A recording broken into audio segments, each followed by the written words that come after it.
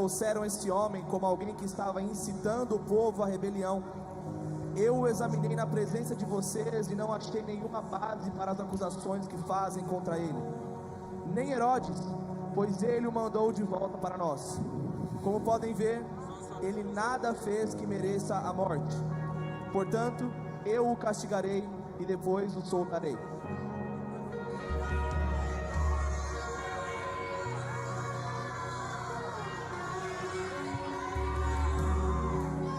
Desejando soltar a Jesus, Pilato dirigiu-se a eles novamente, mas eles continuaram gritando. Não tá funcionando. E pela terceira vez ele lhe falou: por quê? Que crime esse homem cometeu? Não encontrei nele nada digno de morte. Vou mandar castigá-lo e depois o soltarei. Eles, porém, pediam insistentemente com fortes gritos que ele fosse crucificado. E a gritaria prevaleceu. Então Pilatos decidiu fazer a vontade deles. Libertou o homem que havia sido lançado na prisão por insurreição e assassinato, aquele que eles haviam pedido, e entregou Jesus à vontade deles.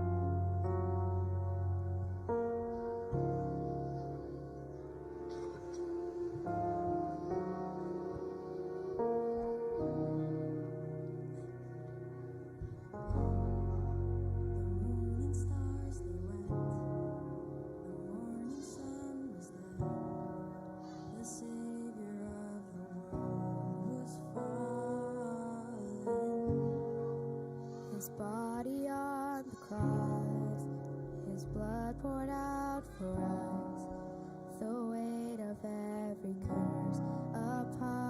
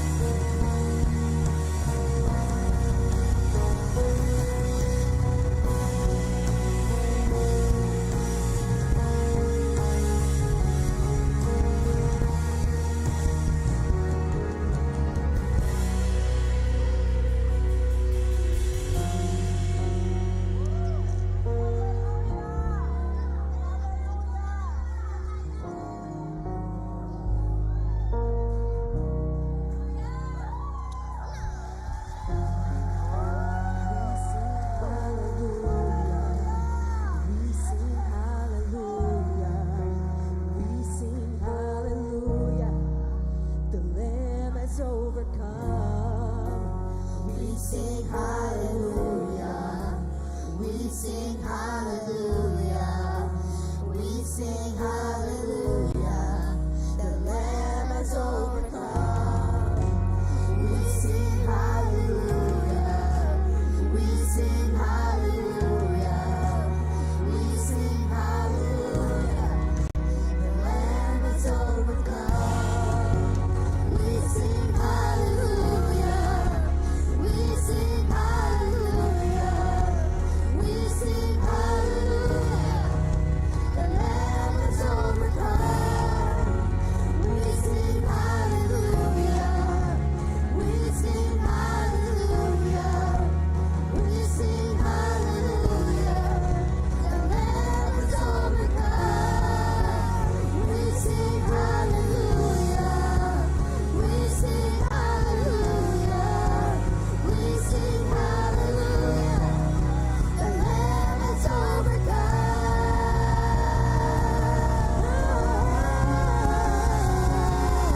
Forever He is glorified. Forever He is lifted high. Forever He is risen. He is alive. He is alive. Forever He is glorified. Forever He is lifted high. Forever He is risen. He is alive. He is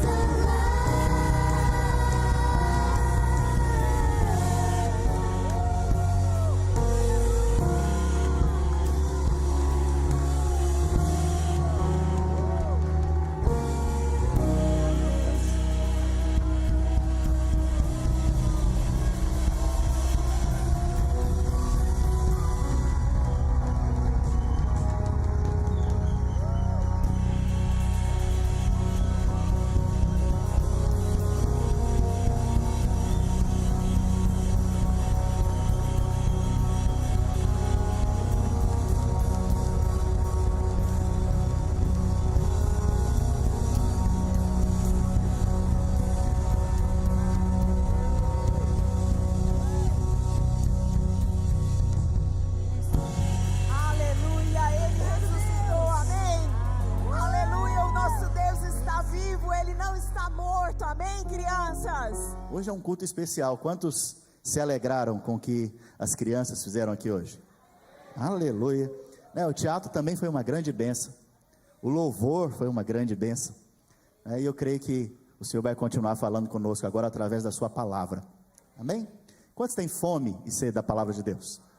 Aleluia. Então feche os seus olhos, vamos orar. Senhor Jesus, nós te pedimos nessa manhã, exalta-te, Senhor, no nosso meio. Exalta-te, Senhor, por meio da tua palavra e do teu Espírito. Pai, que o Senhor derrame sobre nós revelação da obra consumada de Cristo Jesus. Que nós possamos ver hoje os benefícios da cruz aplicada em nossas vidas. Em nome de Jesus, aleluia. Glória a Deus. Sabe, hoje é conhecido como domingo de Páscoa, mas na verdade, hoje é o domingo da ressurreição. Hoje é o domingo que Jesus ressuscitou. Eu creio que em 2030 vão fazer 2000 anos que ele morreu e ressuscitou. E por causa disso, por essa data simbólica, que eu creio que é muito importante, eu creio que está próximo aquele dia. Nós não sabemos nem o dia nem a hora que ele vai voltar, mas os sinais estão aí diante de nós, para nós acordarmos, despertarmos para a sua volta. Em 2030 então, eu creio que é uma data chave, simbólica, onde 2000 anos vão se realizar da morte de Cristo. Então fique atento, pode ser hoje, pode ser daqui a pouco, pode ser em 2030. Mas hoje eu quero então falar da sua morte. E para falar da morte do Senhor Jesus, e mais tarde da ressurreição, eu quero começar dizendo a respeito do que João Batista afirmou sobre Cristo. A Bíblia fala, no Evangelho, lá em João capítulo 1, verso 35. João capítulo 1, verso 35.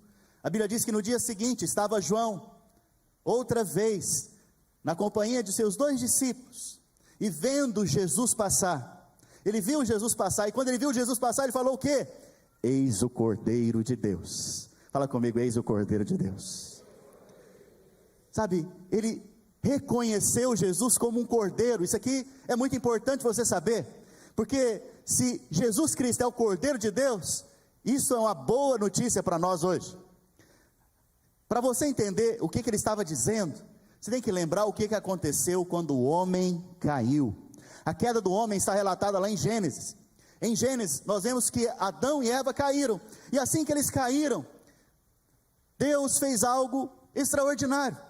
Ele fez algo maravilhoso, porque ele havia determinado que todo aquele que pecar certamente morrerá. Todo que pecar certamente morrerá. Mas no dia que o homem caiu, ele não morreu. Ele não morreu. Mas o que Deus fez para redimir o homem naquele dia? A Bíblia diz que ele matou um animal, derramou sangue. Pastor, mas por que ele derramou sangue? Porque o sangue é a única maneira de você ser redimido pelo pecado. Na verdade, se você não tiver a remissão do sangue de Cristo, do Cordeiro, do animal que foi morto, o sangue a ser derramado é o seu, porque todo aquele que pecar certamente morrerá. Então naquele dia nós vemos Deus fazendo algo que era profético, era para Adão e Eva ali, mas eram para nós, era uma expressão do que Deus iria fazer pelo seu Filho, através o verdadeiro Cordeiro. Mas pastor, a Bíblia não diz em Gênesis que ali era um cordeiro. Vocês estão comigo, gente? A Bíblia não diz em Gênesis que o que Deus matou ali foi um cordeiro, e depois de ter matado, vestiu Adão e Eva com as roupas daquele animal. Isso a Bíblia não diz lá. Mas em Apocalipse, a Bíblia diz que aquele era o cordeiro que foi morto desde a fundação do mundo. Veja, essa história de cordeiro é muito importante para nós. Não é a história do coelho, é a do cordeiro. A história do cordeiro é muito importante para a minha vida e para a sua vida. Porque o fato do cordeiro, o animal ter sido morto, foi a causa de nós não termos recebido a morte eterna. Então você pode afirmar comigo também, como João afirmou, você pode dizer isso agora: Jesus é o Cordeiro de Deus, que tira o pecado do mundo. Mais tarde você vai ver em Êxodo, estou te contando a história do Cordeiro para começar a pregar depois, preste atenção. Mais tarde você vai ver em Êxodo, que no dia da Páscoa, em que aquele povo ia celebrar a Páscoa, Deus fala para aquele povo pegar um animal. Pode colocar a foto do cordeiro aí para mim, por gentileza? Deus fala para aquele povo pegar um animal, e fala para pegar um animal que era um cordeiro na idade de 1 ano. Eu não sei se vocês já viram um cordeiro de 1 ano, vocês estão vendo agora. Como que ele é? Fofinho. Dá vontade de abraçar, não dá não? Dá vontade de dormir abraçado, ursinho de pelúcia. Olha que interessante, você já parou para pensar? Deus não falou para cada família pegar um leão. Imagina, se Deus mandasse cada família ali no Egito pegar um leão, quem que teria coragem? Praticamente ninguém.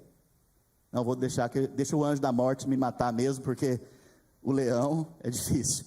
Não, Deus não falou para o leão, para pegar o leão, ele falou para pegar um cordeiro de 1 ano, sem defeito, sem mácula. Sabe, por que Deus falou para pegar um cordeiro? Porque um cordeiro é acessível. Porque um cordeiro é acessível. Até uma criancinha tem vontade de se achegar perto de um cordeiro. Sabe por quê? Ele queria mostrar para nós que o Filho, Jesus Cristo, não veio para te destruir, para te condenar, para te matar. Ele veio para ser a sua oferta pelo pecado. E ele é tão acessível que até as criancinhas vinham até Jesus, a ponto de o próprio Senhor Jesus repreender os discípulos, falando: deixai os pequeninos virem a mim. O cordeiro então é esse símbolo da obra acessível a todos. Todos os homens têm a oportunidade hoje de receber a obra que Jesus realizou como cordeiro. A Bíblia diz então que Jesus é o Cordeiro de Deus. E na história do Antigo Testamento, os cordeiros eram mortos. Quando João fala que Jesus é o Cordeiro de Deus, qual que era o resultado dessa fala? Que Jesus deveria morrer. Mas por que os cordeiros naquela época morriam? Eles morriam por causa da transgressão do homem, por causa do pecado do homem. Quando João afirma que este é o Cordeiro de Deus, Jesus deveria morrer então pelos nossos pecados. O Senhor Jesus morreu pelos nossos pecados. Ele morreu pelas nossas transgressões. Ele morreu para levar as nossas maldições. A Bíblia fala que o castigo que estava sobre ele nos traz a paz. E pelas suas pisaduras nós fomos o quê? Sarados. Sarados. Está claro que Jesus é o Cordeiro? Ele é a oferta pelo nosso pecado. Mas eu quero contar então a história desses dias finais, antes de Jesus ressuscitar. A Bíblia fala que Jesus agora está no Getsemane. Getsemane significa local da prensa de azeite. Nesse momento o Senhor Jesus está no Getsemane orando, porque ele sabia o que iria acontecer com ele. Ele sabia que ele deveria morrer pelo meu pecado e pelo seu pecado. Lá no Getsemane ele começa a fazer uma oração. Ele fala: Pai, se possível, passa de mim esse cálice. Fala assim comigo: se possível, passa de mim essa morte. Ele fez essa oração, mas a Bíblia diz que o pai falou: não tem jeito, não tem como. Por que Deus Pai falou que não tem como? Por que Deus Pai não respondeu da maneira que ele estava pedindo? Porque de fato não havia como. Não tinha outra maneira de que eu e você fôssemos salvos, a não ser pela morte do Cordeiro.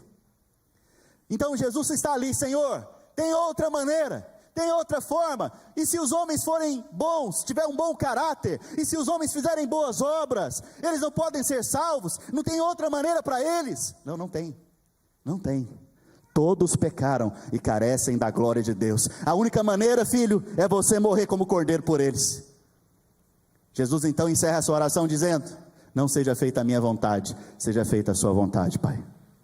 A vontade do Pai foi te salvar, a preço do seu próprio Filho, a preço do sangue do seu próprio Filho.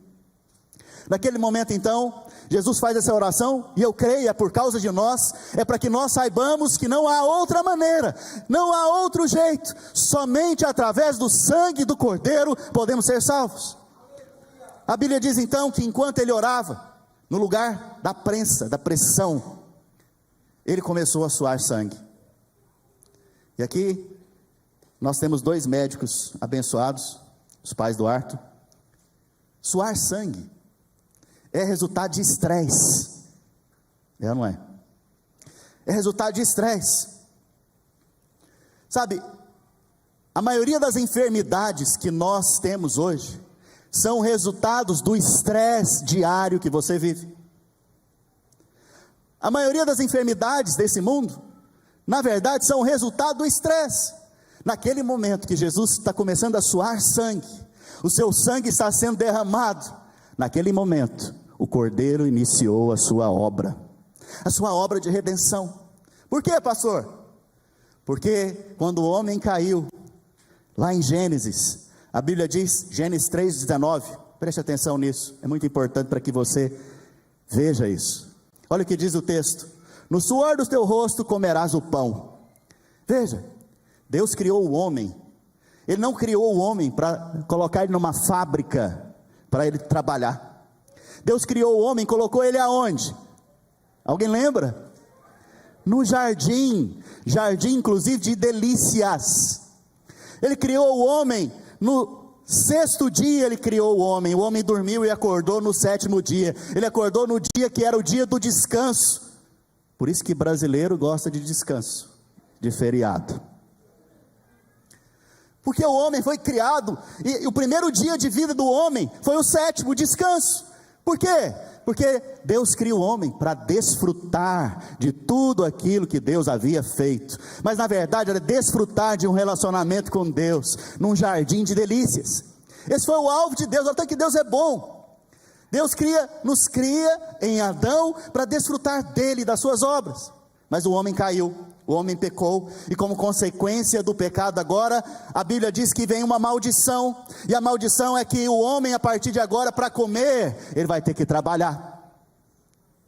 Antes, para ele comer, era só chegar nas árvores, pegar com a mão, trazer à boca, e estava pronto, ele se alimentava. Mas agora não, agora a terra está sendo amaldiçoada, e por causa da maldição do pecado do homem que veio sobre a terra, o homem para poder comer, ele tem que trabalhar, se esforçar, suar, e pensar, será que hoje eu vou conseguir alimentar minha família? Será que hoje eu vou conseguir dar provisão para minha casa? Será que hoje eu vou conseguir? Será que eu vou conseguir pagar a conta no final do mês? Será que eu vou conseguir fazer as compras do mercado? Era dessa maneira que o homem vivia. Será que vai cair a chuva para molhar a semente, regar a semente e semear a terra? Será que o sol vai vir e vai trazer alimento para aquela semente? Será que a terra vai produzir alimento também, nutrientes para aquela semente crescer e produzir e frutificar? O homem então vivia debaixo de preocupação, de estresse, de medo. Mas no Getsêmani, nós vemos que o Senhor, que está nos redimindo, Ele vem suar. E Ele não vem suar como nós suamos. Não sei se você já percebeu, quando você está suado assim, cai uma gotinha na sua língua de vez em quando. É salgado, não é? É ou não é? Fala a verdade, você já experimentou disso? Jesus não suou dessa maneira. Ele não suou essa coisa salgada. Ele suou sangue para nos redimir da maldição do suor, nos redimir da maldição do estresse, da preocupação. A primeira obra do Cordeiro, então, foi nos redimir da maldição do estresse. Fala assim, o Cordeiro. Não, fala como quem é vitorioso, porque Ele nos deu a sua vitória. Todos nós somos mais do que vencedores. Então fala com ousadia, com fé. Fala assim, o Cordeiro me redimiu da maldição do estresse. Vira para a pessoa que está ao seu lado agora e fala para ele, não fique mais estressadinho. Aleluia. Eu senti um fundo de verdade agora na esposa, ao falar para o marido. A Bíblia diz que ali no Getsêmani, então, assim que ele encerra essa oração, depois de ter suado sangue e encerrado essa oração, ele chama os seus discípulos e fala, vamos, porque o traidor está vindo. A Bíblia fala que naquele momento então, Judas, que havia o vendido por 30 moedas de prata, está chegando com uma turba de soldados, com soldados junto com ele. E esses soldados estão vindo para prendê-lo. Jesus diz, olha, eu estive todos os dias com vocês, às claras, eu não estava fugindo de ninguém, eu estive no templo, eu estive diante de vocês, vocês não me prenderam. Por que agora, na calada da noite, no momento de escuridão, vocês estão vindo aqui me prender? A Bíblia diz que com um beijo, Judas o trai. Um beijo. Jesus foi traído para que você, hoje, não fosse traído. Sabia disso? Sabia? Jesus foi traído pelo seu amigo, que levantou o seu calcanhar contra ele, para que hoje você fosse aceito pelos anjos do céu e não fosse traído no céu. A Bíblia diz que naquele momento, que os soldados vieram para prendê-lo, Jesus sabia o que ia acontecer. João relata que Jesus sabia tudo que iria acontecer com ele. Quando os soldados vieram, eles perguntaram, quem é Jesus? E Jesus respondeu para eles o quê? Eu sou. Quando ele responde isso, a Bíblia diz que os soldados caem por terra, porque eu sou é um dos nomes de Deus.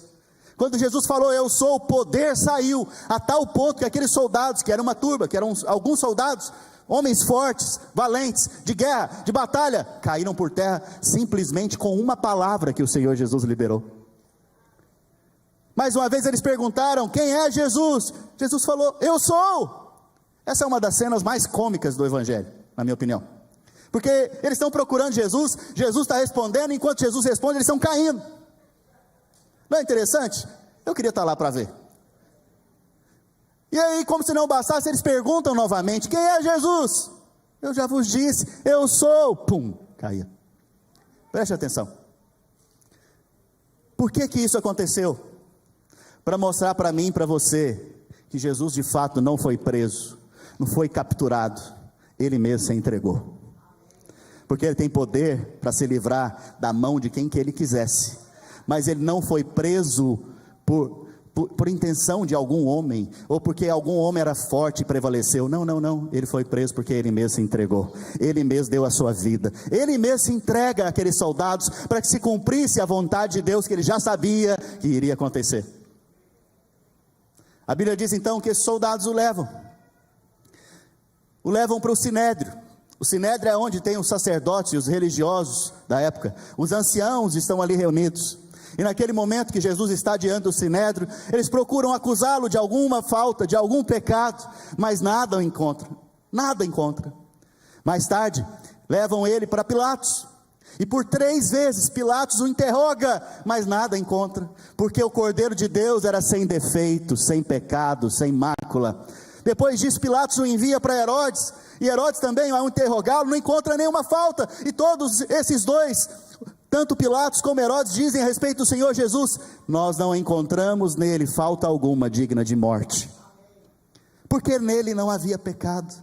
Ele foi testado e aprovado, ele foi testado como ovelha, e nele não foi encontrado mancha alguma, ele está apto para morrer no nosso lugar. Interessante que em Êxodo, quando o povo ia sair do Egito, na última praga, que seria a morte dos primogênitos, aonde o cordeiro era pegado, era tomado e ficava preso, ele ficava preso 5 dias, para ser avaliado se aquele cordeiro não tinha um defeito, faltava uma orelha, faltava um olho, faltava alguma parte do seu corpo, ou era manco, ou tinha alguma mancha, porque se ele tivesse alguma dessas coisas, ele não poderia ser utilizado para salvar aquela família. Por 5 dias ele era guardado, sendo avaliado. Jesus foi avaliado, checado 5 vezes, uma na mão dos religiosos, 3 vezes na mão de Pilatos, e mais uma vez na mão de Herodes, e nele não havia falta ou pecado algum. O apóstolo Paulo diz a respeito do Senhor Jesus, o apóstolo Paulo é o cara do conhecimento, do estudo, ele é um professor, ele é um mestre, e ele fala a respeito de Jesus da seguinte maneira: ele não conheceu pecado. O apóstolo Pedro é um cara de ação, a Bíblia diz que ele fala a respeito do Senhor Jesus, ele não cometeu pecado. O apóstolo João é o apóstolo do amor, da intimidade, da proximidade, e ele fala a respeito do Senhor Jesus, que nele não havia pecado. Veja, o Senhor Jesus é o Cordeiro perfeito então, para o cumprimento da verdadeira Páscoa. Depois de ter sido preso, a Bíblia diz que ele foi humilhado. Em Lucas capítulo 22, verso 63, olha o que a Bíblia diz: os que detinham Jesus zombavam dele, davam-lhe pancadas, e vedando-lhe os olhos, diziam: profetiza-nos, quem é que te bateu? E muitas outras coisas diziam contra ele, blasfemando. Veja, agora eu quero que você preste atenção. Esse que está sendo humilhado, esse que está sendo zombado, sendo espancado, não é simplesmente um homem, ele é o Filho de Deus, e ele não é um homem bom, ele é o Filho de Deus sem pecado.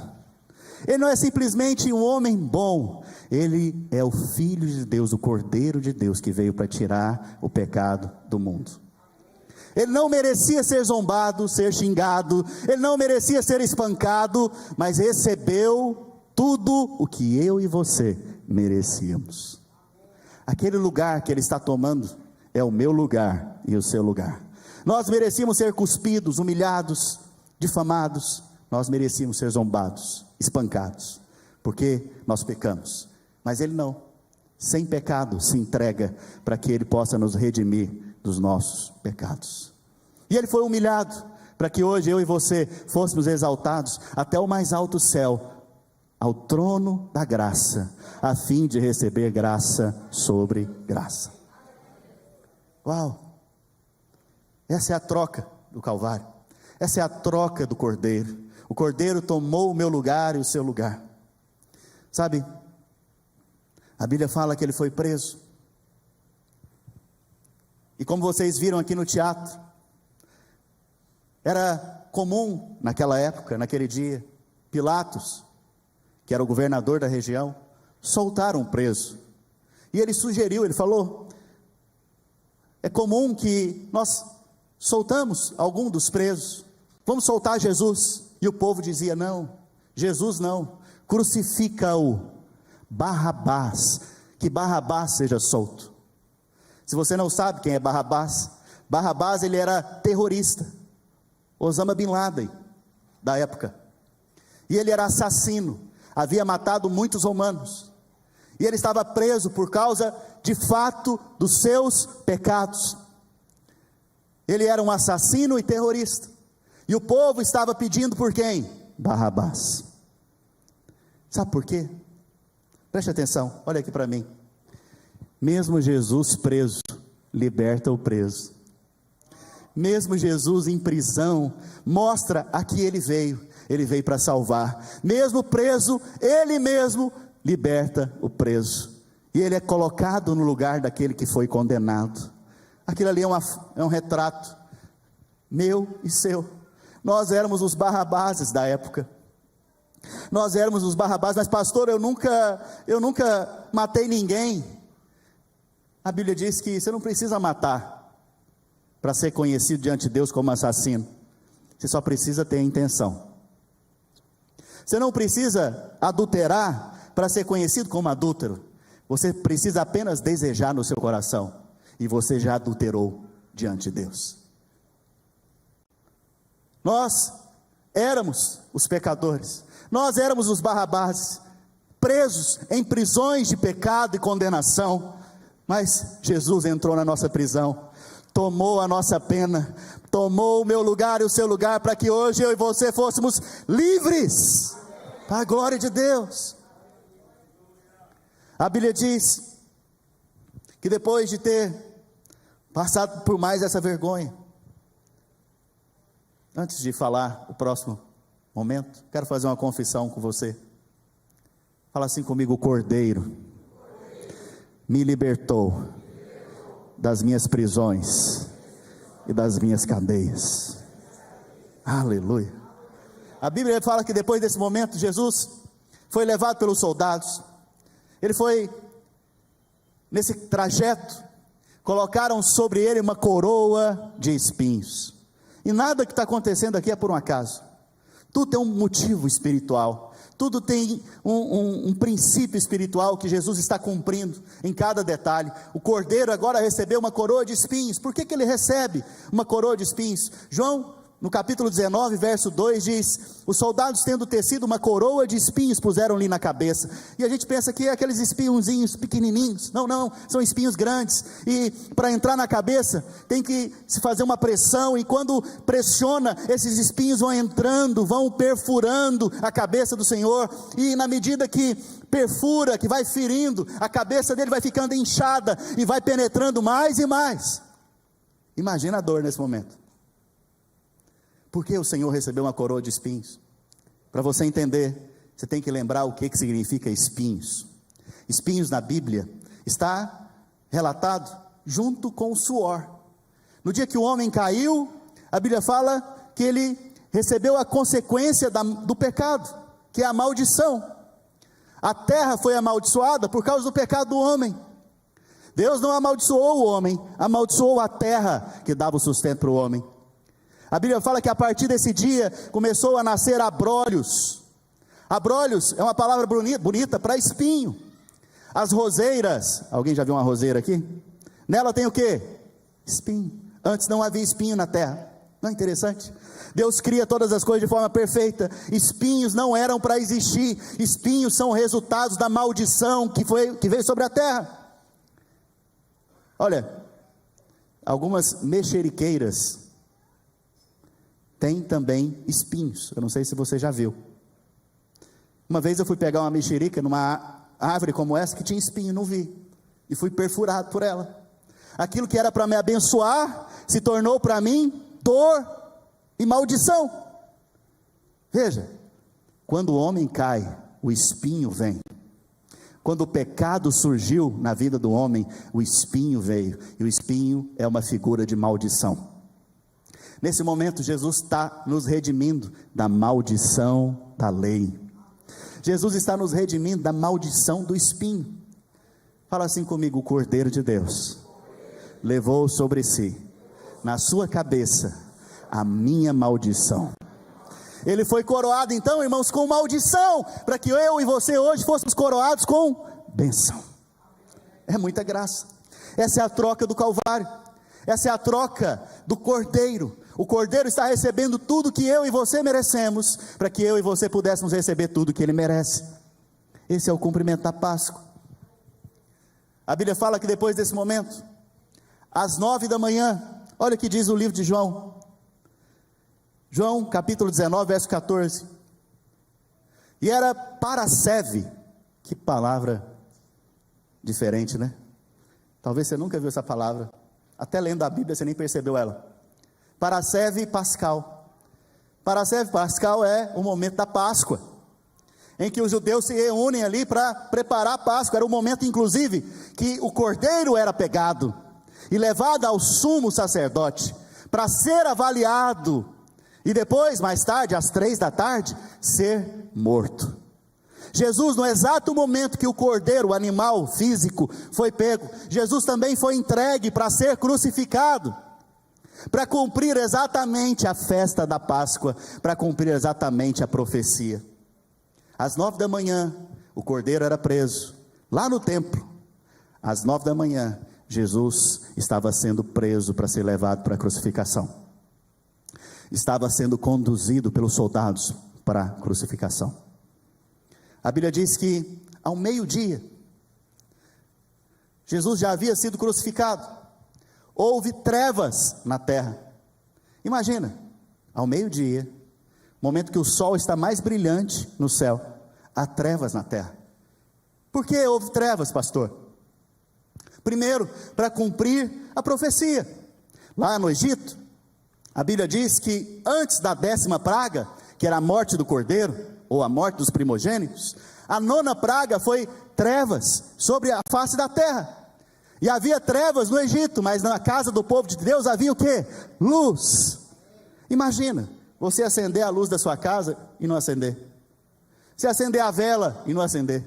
Você piscar o farol do carro e não brilhar. Haviam trevas extensas, que era a ponto de ser tão extensas, que elas eram palpáveis, podia se tocar nas trevas. Jesus, no mesmo momento, antes da morte do cordeiro, antes da sua morte, também se manifestou na sua obra de redenção, trevas, para revelar o quê? Que mesmo que haja luz no mundo, sem o cordeiro, o mundo é trevas. Para revelar o quê? Todos nós andávamos em trevas, mas um dia Ele morreu por nós e veio grande luz sobre as nossas vidas. A Bíblia diz então, que do meio-dia às 3 da tarde, houve trevas na terra. Inclusive nos livros históricos chineses, se relata esse dia e esse momento de trevas. Uma curiosidade para você. Às 3 da tarde, a Bíblia fala que era o momento então que o cordeiro deveria ser sacrificado lá no templo. No exato momento que o cordeiro foi sacrificado no templo, Jesus mesmo falou o seguinte: Pai, nas tuas mãos eu entrego o meu espírito. E Ele mesmo entrou na morte. Ninguém pode matar o Senhor, porque Ele é autor da vida. Então Ele mesmo entra na morte, para que eu e você pudéssemos entrar na sua vida. A Bíblia fala, um pouco antes da sua morte, que lá na cruz, Jesus faz uma oração. Ele diz: Eli, Eli, lama sabachthani, que quer dizer: Deus meu, por que me desamparaste? Jesus em nenhum momento dos evangelhos, ele se direciona a Deus como Deus, ele se direciona a Deus como Pai. Fala assim comigo, Pai. Por que que ele ora dessa maneira? Porque na cruz ele está tomando o meu lugar e o seu lugar. Até então, enquanto pecadores, sem esperança, Deus é apenas Deus para nós. Mas no dia que o Senhor Jesus leva o meu pecado e o seu pecado naquela cruz, no dia que Ele leva a minha maldição e a sua maldição naquela cruz, Deus não é só Deus para nós, Deus agora é Pai. Então Ele fala Deus na cruz para que hoje eu possa falar Pai. Ele é o nosso Abba Pai, nosso papaizinho. Nós temos um Pai celestial. Ele na cruz nos deu um Pai. Ele é o nosso Pai amado, nosso Pai celestial que cuida de nós. Lá na cruz Ele se sentiu desamparado por Deus, para que eu e você hoje pudéssemos ser amparados pelo nosso Papai celestial. Aleluia, aleluia. Fala assim comigo, o Cordeiro de Deus me deu um Pai. Aleluia. Isso é maravilhoso. Nós não somos órfãos, nós temos um Pai. A Bíblia fala, também um pouco antes dele morrer, que ele estava crucificado, na verdade, entre dois ladrões. Aqueles dois ladrões, de fato, deveriam morrer, mas Jesus não deveria morrer. Estava ali, morrendo a minha morte e a sua morte. Mas mesmo na cruz, Ele salva. Mesmo em condições precárias, ferido nas suas costas, com pregos nas mãos e nos pés, com a coroa de espinhos na cabeça, levantado num madeiro, Ele responde um pedido de salvação. Isso é maravilhoso, porque mostra a que Ele veio. Ele veio para salvar. Lá, então, um dos ladrões diz: Senhor, eu te peço que eu possa estar no teu reino quando o Senhor vier. Ele diz: hoje mesmo estará comigo no paraíso. Mesmo na crucificação Ele salva, mesmo na prisão Ele salva, mesmo agora Ele está salvando quem o aceita, quem crê. A Bíblia diz que um pouco antes dele se entregar, ele faz uma oração poderosa de intercessão. Está lá em Lucas capítulo 23, verso 34. Contudo, dizia o Senhor: Pai, perdoa-lhes, porque não sabem o que fazem. Pai, perdoa-lhes, porque não sabem o que fazem. Preste atenção. Será que aqueles soldados romanos não sabiam que eles estavam matando um homem justo? Sabia. Pilatos não quis condená-lo, mas mesmo assim, por pressão dos religiosos da época, o condenou, porque Pilatos sabia que Jesus era justo. Inclusive a esposa de Pilatos sonhou na noite anterior que Jesus era um homem justo, e orientou ele, advertiu ele: não toca nesse homem, esse cara é justo. Mesmo assim, foi levado à crucificação. Então eu te pergunto, eles sabiam que Jesus era um homem justo ou não? Mas Jesus está intercedendo por eles agora, falando: Pai, perdoa-lhes, porque eles não sabem o que fazem. De fato eles sabiam o que eles estavam fazendo, mas Jesus, Ele está fazendo uma intercessão. Para você entender essa intercessão, você tem que estudar um pouquinho a Bíblia, e lembrar de um livro chamado Levíticos.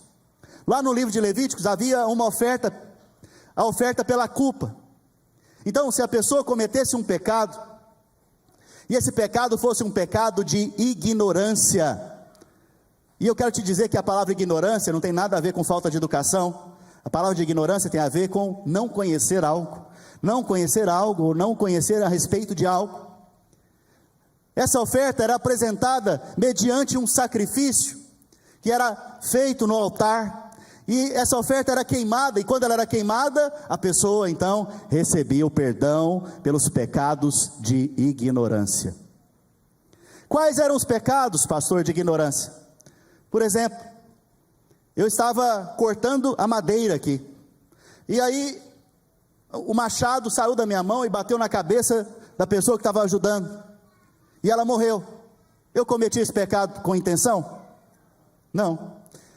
Então, para eu ser redimido desse pecado, eu deveria fazer essa oferta pela culpa. Outro exemplo, Eu estou pilotando a minha carroça. Vocês estão entendendo? A minha Ferrari da época. E aí eu estou correndo demais, e sem querer eu passo em cima de alguém e o machuco. Eu, nesse momento, não quis cometer aquele pecado. Então havia provisão para esse tipo de pecado. Porém, preste atenção, isso aqui é importante. Se eu adulterasse, havia provisão para esse pecado? Não. Lembra quando a mulher foi pega em adultério? Ela foi trazida ao Senhor Jesus. E Jesus naquele momento foi questionado. O que nós temos que fazer? A lei diz para apedrejar. E o que o Senhor diz? Jesus falou o que para eles? Quem não tiver pecado, atira a primeira pedra. Foi ou não foi? O que deveria acontecer com aquela mulher? Morrer. Porque o pecado dela foi por ignorância? Não foi por intenção que ela pecou? Não foi para valer mesmo que ela pecou? Não foi porque ela quis? Em outras palavras? Sim ou não? Sim. Então, a lei dava a oportunidade de perdão para aquela mulher? Não. Qual era a consequência daquele pecado? Morte. Morte. Jesus na cruz agora fez uma oração.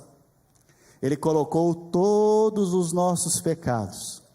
Todos os nossos pecados. Todos os pecados que você cometeu. Intencionalmente e sem intenção. Na condição de pecados de ignorância. Dizendo o quê?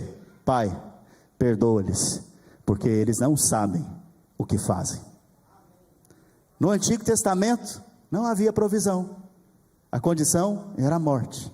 Mas agora, na cruz, Jesus está levando não só os pecados de ignorância, mas todos os nossos pecados nele. Você pode afirmar comigo e declarar nessa manhã? O Cordeiro de Deus levou sobre si todos os meus pecados. Aleluia. Você tem que se alegrar por isso. Tem que vir paz no seu coração. E depois da paz, a alegria. Aleluia. A Bíblia continua dizendo, em João capítulo 19, verso 28, depois vendo Jesus que tudo estava consumado, para se cumprir a escritura, disse: tenho sede. Preste atenção, talvez você já leu isso aqui várias vezes, e não percebeu o que está dizendo esse momento. A Bíblia está dizendo aqui, que estava tudo consumado, mas parece que Jesus ainda não estava satisfeito, parece que estava faltando alguma coisa. É como que se ele falasse assim: está me faltando algo, eu estou aqui na cruz redimindo o homem, aparentemente eu já fiz tudo que eu deveria fazer, mas eu não estou satisfeito ainda, falta alguma coisa. E ele diz então o que? Tenho sede. Alguém lá embaixo ouviu e falou: ele está com sede, pega alguma coisa para ele beber. Ele está pedindo, ele está delirando, ele está pedindo algo para beber, mas ele não estava delirando, ele estava dizendo o quê? Está faltando alguma coisa ainda para ser redimido no homem. A Bíblia fala então que vieram e trouxeram para ele vinagre, colocaram numa esponja e levaram na sua boca. Quando ele bebeu um pouco, ele depois virou a cabeça e não quis beber mais. Veja, quando ele experimentou, ele virou a cabeça e não bebeu. Agora, olha o que diz Jeremias, capítulo 31, verso 29. Naqueles dias, já não dirão: os pais comeram uvas verdes, e os dentes dos filhos é que se embotaram. Alguém já comeu uva verde aqui? Como é que fica a sua boca? Embotada, né? Aquele sensação. O que Jeremias está profetizando? A respeito dos dias em que o Senhor Jesus viria e morreria na cruz. Por que ele está dizendo isso? Os pais é que cometeram o pecado e os filhos que estão levando o quê? A maldição. As consequências de comer uvas verdes não estão sendo manifestadas nos pais, mas em quem? Nos filhos. O que está sendo dito aqui desse texto então? Maldição hereditária. Você sabe o que é maldição hereditária? Seu avô era alcoólatra, seu pai era alcoólatra, você vai ser o quê? Segunda maldição hereditária. Seu avô divorciou, seu pai divorciou, você então está fadado ao quê? Ao divórcio. Seu avô morreu com tal enfermidade, seu pai com a mesma enfermidade, você já fica esperando o quê? Essa enfermidade. Deixa eu te dizer algo. Jesus na cruz do Calvário, Ele nesse momento estava te redimindo da maldição hereditária. Fala assim comigo: o Cordeiro de Deus já me redimiu de toda maldição, inclusive da maldição hereditária. Aleluia! Estou te trazendo boas notícias da obra do Cordeiro aqui, você tem que se alegrar. Aleluia! A Bíblia diz então que o Senhor se entrega, e depois ele é depositado. Antes dele se entregar, há algo interessante. Ele diz o que? Está consumado. Por que ele disse isso? Porque você não precisa acrescentar mais nada na obra dele. O que ele fez está pronto, apenas desfrute. Como no jardim do Éden, como Deus criou o homem, ele desfrutava. Agora você não vai acrescentar mais nada ao que foi feito, apenas desfrute daquilo que ele fez por você na cruz do Calvário. Está consumado. Você pode dizer: está consumado? Para encerrar então, a Bíblia diz que Jesus foi colocado, depois desse momento, num sepulcro virgem. E esse sepulcro ficava localizado ali no Getsêmani, no jardim. O homem caiu aonde? No jardim do Éden. Jesus está sendo colocado agora como consequência dos nossos pecados, morto aonde? No jardim.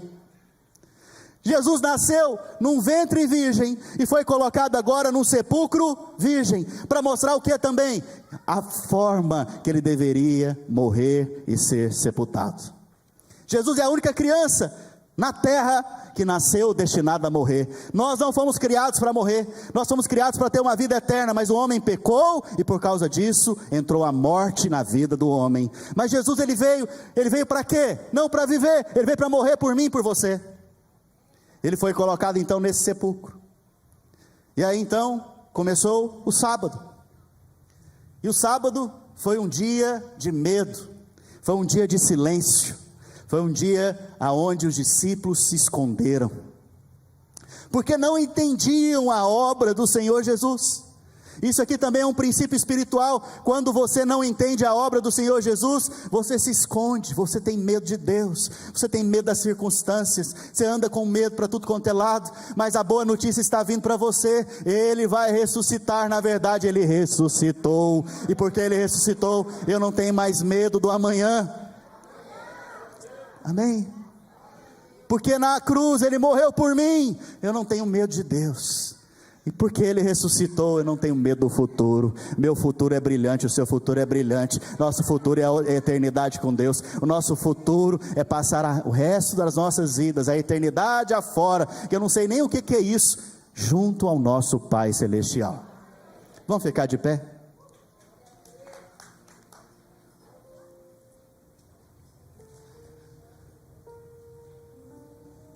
Eu gostaria que você pegasse a sua ceia agora, você que é batizado.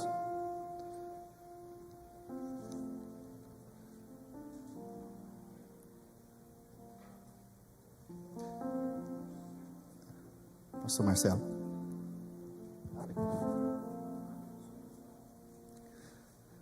Sabe, se você recebeu fé no seu coração agora, e por algum motivo está nos visitando ou nos ouvindo online, e você crê que Jesus é o Cordeiro de Deus que tira o seu pecado, eu quero que você repita uma oração comigo, fechando os seus olhos agora, e gostaria que toda a igreja repetisse junto comigo também, mesmo que você já tenha feito essa oração. Fala assim comigo: Senhor Jesus, eu te agradeço, porque o Senhor tomou a minha morte, tomou a minha maldição, para que hoje eu pudesse receber salvação eterna, vida eterna. Eu creio que o Senhor pagou o preço dos meus pecados. Eu creio que o Senhor levou todos os meus pecados. Por isso hoje não há mais maldição sobre a minha vida. Eu creio que o Senhor morreu e ressuscitou. E eu creio que hoje o Senhor me separou para ser um filho, e um filho amado do nosso Pai Celestial. Aleluia. Glória a Deus. Se você fez essa oração pela primeira vez, seja bem-vindo à família de Cristo. Amém. Ele morreu por você e você agora foi aceito por Ele. Agora eu quero pedir para a igreja levantar o cálice e o pão. Nós vamos celebrar a morte do Senhor Jesus.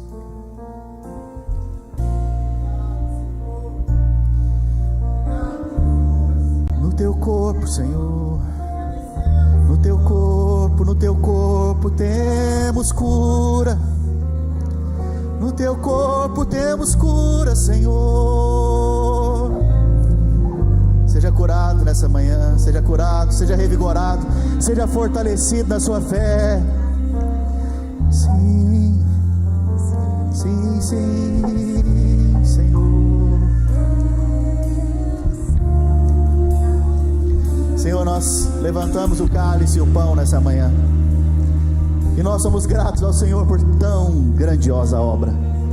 Obrigado ao Cordeiro Santo que morreu por nós. Obrigado ao Cordeiro de Deus por ter tirado o nosso pecado. E a prova é o teu sangue que foi derramado ali. A prova é o teu corpo que foi moído, enfermado, para que hoje eu pudesse ter remissão dos meus pecados e ter sido feito justiça de Deus. A prova é que o teu corpo que foi moído traz para mim e para os meus irmãos cura sobre toda a enfermidade. Nós somos gratos, Senhor. Compartilha com o irmão que está ao seu lado a ceia. Fala para ele que você tem uma aliança em Cristo Jesus com ele. A minha vida está nas mãos. Nesses minutos finais, vamos adorar o Senhor com essa canção. Vamos proclamar que Ele vive.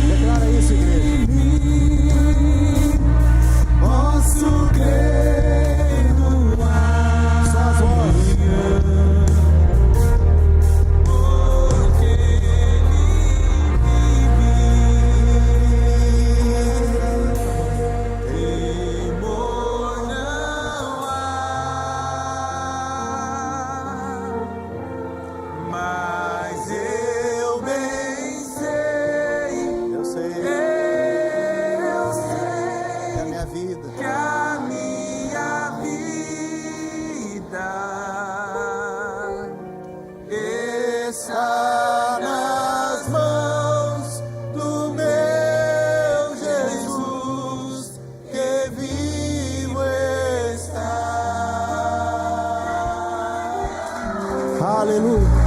Se é para o Senhor, faça mais alto. Aplauda o Senhor. Exalte o Senhor.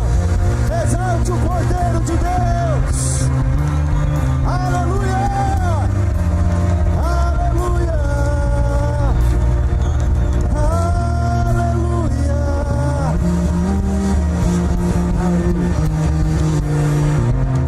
Estenda a sua mão, deixa eu abençoar a sua semana. Senhor Jesus, nós te agradecemos. Te agradecemos porque o Senhor tomou o nosso lugar. E ao sairmos aqui desse prédio, saímos pela fé como se o Senhor estivesse saindo daqui. Por isso caminhamos como se o Senhor estivesse caminhando, porque na cruz o Senhor morreu a minha morte, para que eu saia ali fora e tenha a sua vida. Por isso eu declaro que os meus irmãos são abençoados, onde eles colocam as mãos prosperam nessa semana, eles são colocados no lugar certo, na hora certa, eles têm a palavra de vitória nos lábios, são guardados e livres do mal e do maligno, e andam confiantes, crendo e dizendo: onde está, ó morte, a tua vitória? Tragada foi pela vida de Cristo. Tenha uma semana de vitórias em nome do Senhor Jesus.